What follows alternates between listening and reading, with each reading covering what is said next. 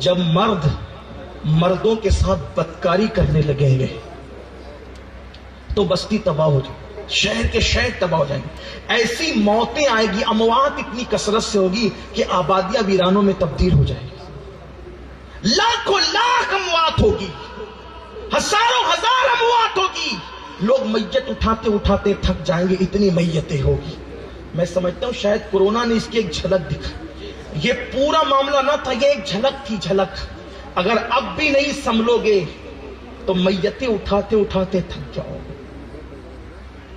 کیا مسلمان کیا غیر مسلم، موت آئے گی، اموات ہوگی، اور پاپیوں کی وجہ سے نیک لوگ بھی مریں گے۔ کوئی ضروری نہیں ہے کہ گناہگار ہی مرے، گیہوں کے برابر گھن بھی پستے ہیں۔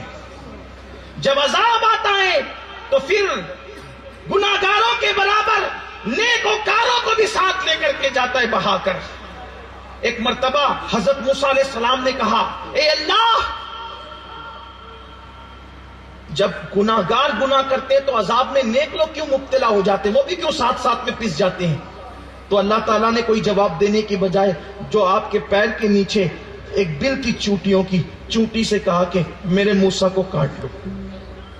چوٹی نے کاٹ لیا، کاٹا تو آپ کو تکلیف ہوئی، آپ نے ہاتھ مارا تو ہاتھ کے نیچے جتنی چوٹیاں یہ سب مر گئی۔ اللہ کی رحمت نے مسکرا کے کہا، موسیٰ ایک چوٹی نے کاٹا تھا، اتنوں کو کیوں مارا؟ ایک چوٹی نے کاٹا تھا، اتنوں کو کیوں مارا؟ عرض کی مولا مارنا اسی کو چاہتا تھا، لیکن اس کی صحبت میں جتنی تھی سب زد میں آ گئی۔ تو ارشاد ہوتا ہے، موسیٰ ہم بھی عذاب انہی کو دیتے ہیں جو گناہ کر کے ہمیں ناراض کرتے ہیں، لیکن ارد گرد رہنے کی وجہ سے وہ سب زد میں آ جایا کرتے ہیں، اسی لیے وہ لوگ بھی مبتلا ہو جاتے ہیں۔ لیکن چونکہ ان کے لیے وہ عذاب نہیں رہتا بلکہ ہمارا انعام بن جاتا ہے، آخرت میں اس کی وجہ سے ان کو انعام دیا جاتا ہے۔ اس لیے نیک بھی مر سکتے ہیں، پرہیزگار بھی مر سکتے ہیں۔ وجہ، دوسری وجہ، مرد مرد کے ساتھ بدکاری کرے، عورت عورت کے ساتھ بدکاری کرے تو پھر دیکھنا، اس کو کہتے ہیں قوم لوط کا عمل۔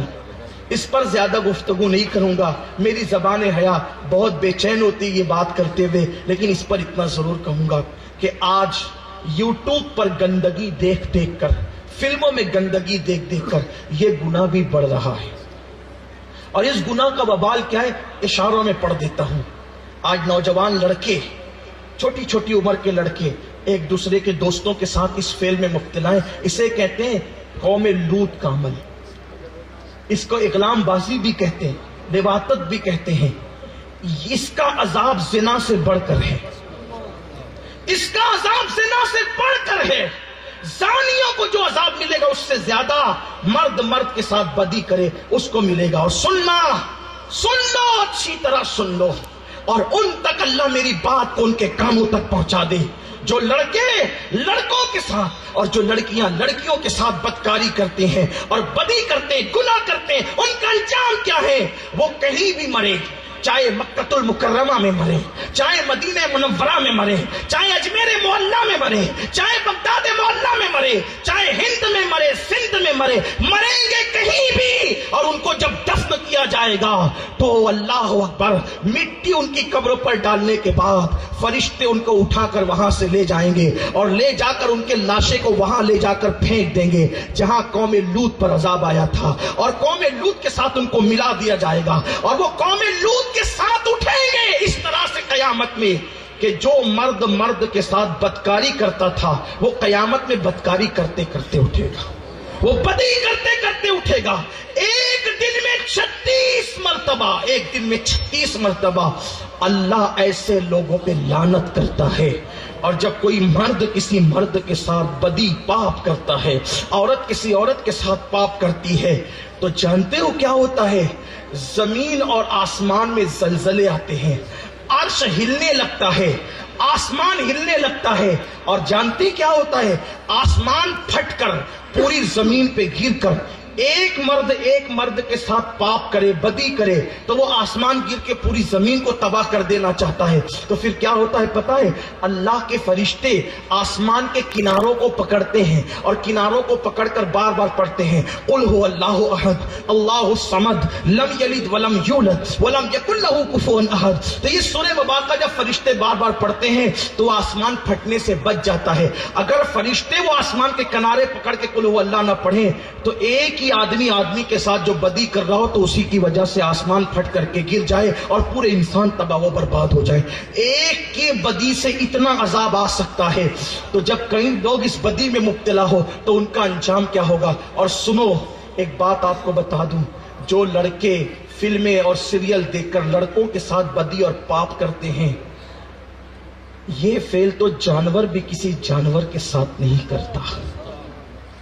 یہ تحقیق ہے ماہرین کی کہ نر جانور کے ساتھ جفتی نہیں کرتا، وہ مادہ کے ساتھ ہی کرتا ہے.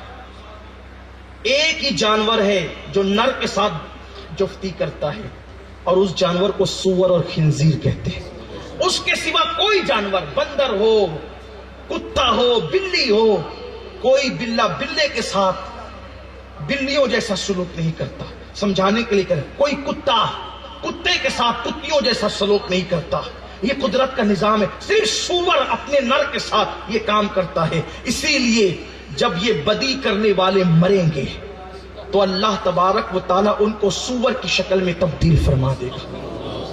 یہ سارے وہ گناہ ہیں جو ہمارے معاشرے میں ہو رہے ہیں. اور اب تو کچھ ایسے ظالم ہیں کہ جو مردوں کی شادیاں مردوں کے ساتھ کرنے کے لیے قانون پاس کر رہے ہیں، قانونی شکل دینے کی کوشش کر رہے ہیں. خدا کے لیے لوگوں اپنے حال پہ رحم